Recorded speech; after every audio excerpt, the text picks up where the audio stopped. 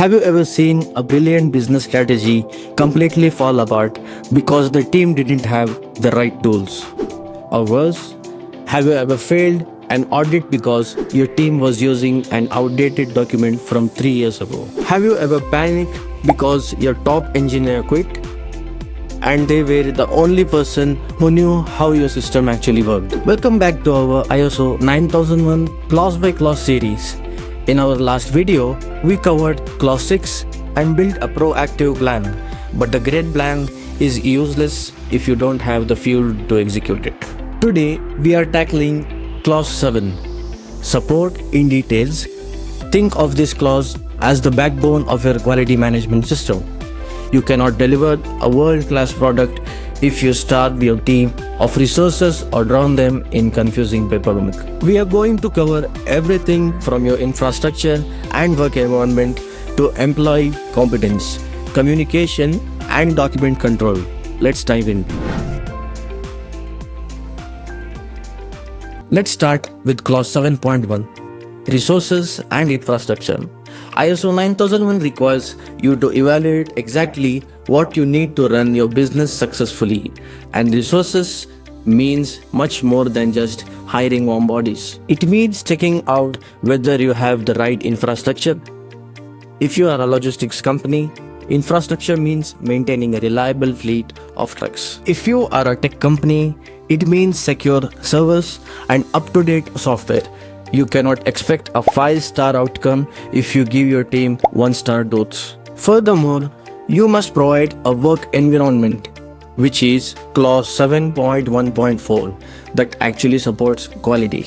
If your manufacturing floor has wild temperature fluctuations, your materials might rot.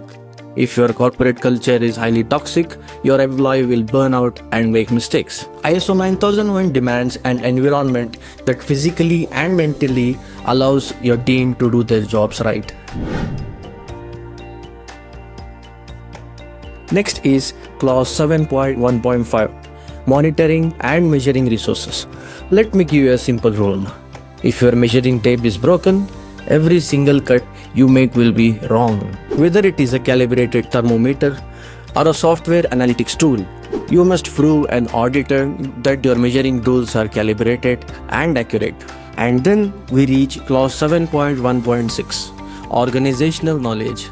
This is your defense against the brain drain. Every company has that one employee who holds all the secrets in their head. What happens if they leave?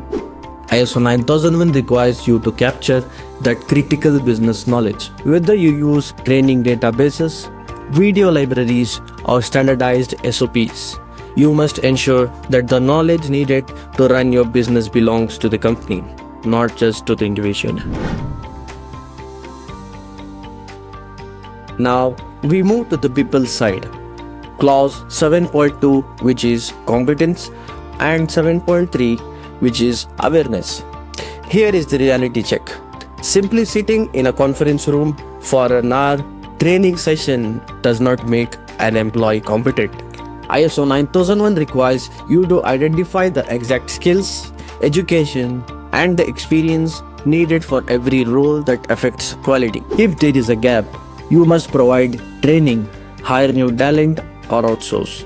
More importantly, you must evaluate if the training actually worked.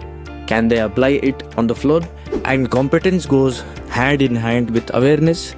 Employees do not need to memorize your quality policy word for word like a robot. But if an auditor walks up and asks them, how does your specific job affect our quality goals? They need to know a clear answer. They need to know the consequences of cutting corners. Next up is clause 7.4, communication. Poor communication kills quality. Have you ever missed a massive customer deadline because the sales team forgot to tell the production team about the change? ISO 9001 requires you to define a communication framework. You must determine what will be communicated, when will it be communicated, who is communicating it, and how will it be delivered. Whether it is a daily stand-up meeting, a digital dashboard, or a formal management review, A clear communication protocol stops process failures dead in their tracks. Finally, we reach clause 7.5, which is documented information. First, let's clear up a massive ISO misconception. ISO uses the term documented information to cover two very different things: documents and records. A document is a guide. It tells you how to do something, like an SOP or a policy.